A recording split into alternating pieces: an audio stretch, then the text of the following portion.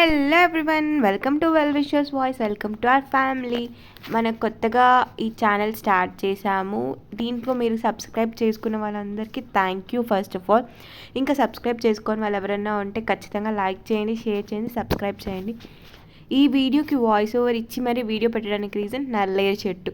నల్లేరు చెట్టు అనేది చాలా చాలా చాలా అమ్మాయిలకి చాలా ఇంపార్టెంట్.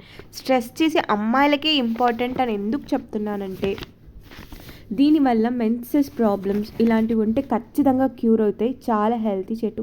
అలాగే పైల్స్ అనేది ప్రెగ్నెన్సీ టైంలో నార్మల్గా కాన్స్టిపేషన్ వల్ల వస్తూ ఉంటుంది కదా, కాన్స్టిపేషన్ కూడా చాలా వరకు క్యూర్ అవుతుంది. సో దట్ పైల్స్ కూడా క్యూర్ అయిపోతుంది.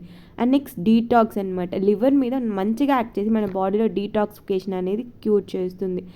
ఇంకా ఫ్రాక్చర్ అనేది మనకు హీల్ అవుతుందన్నమాట. ఫ్రాక్చర్స్ అంటే ఇప్పుడు మన ఏజ్ అయ్యే కొద్దీ ఆబ్వియస్లీ బోన్స్ అనేవి వీక్ అయిపోతూ ఉంటాయి. అలాంటివి చిన్న చిన్న ఫ్రాక్చర్స్, చిన్న చిన్న దెబ్బలకి బోన్స్ విరిగిపోవడం, ఇలాంటివన్నీ జరగకుండా ఉంటుంది.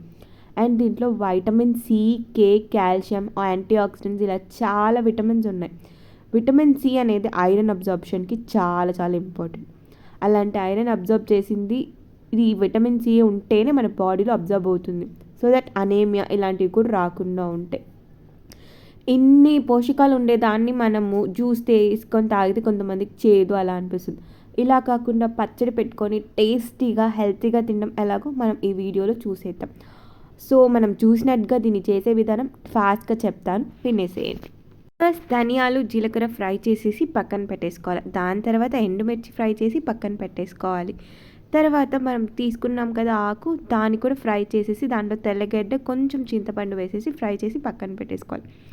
మళ్ళీ ఫస్ట్ చేసిన దీన్ని మిక్సీకి వేసేసుకోవాలి. రెండు ఒకేసారి వేయొద్దు. ఫస్ట్ మనం ఎండుమిర్చి అవి వేసాం కదా, అది మిక్సీ పట్టేసి దాని తర్వాత దీన్ని వేసి మిక్సీ పట్టేసి నెక్స్ట్ పోపు పెట్టేయడమే. పోపుకి ఏం లేదు, ఆవాలు, తెల్లగడ్డ వేసేసి పోపు పట్టేయడమే.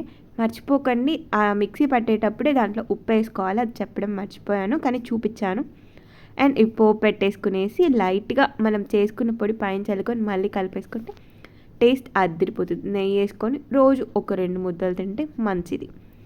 ఇంకా మన ఛానల్ని సబ్స్క్రైబ్ చేసుకొని వాళ్ళు ఖచ్చితంగా సబ్స్క్రైబ్ చేసుకోండి, లైక్ చేయండి, ఇంకా మీ ఫ్రెండ్స్కి షేర్ చేయండి. మళ్ళీ ఇంకో వీడియోలో కలుద్దాం. టాటా, బాయ్.